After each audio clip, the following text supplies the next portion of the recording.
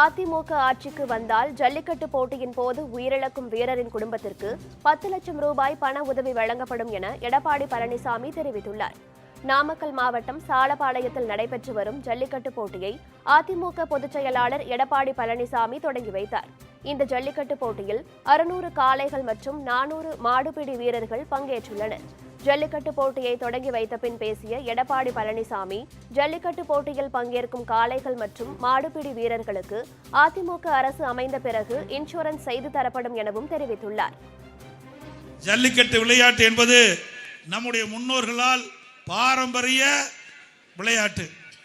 திறமைகளை இளைஞர்கள் காலை அடக்கி தன்னுடைய திறமை வெளிப்படுத்துகின்ற ஒரு அற்புதமான விளையாட்டு, கலாச்சார அடையாளம்.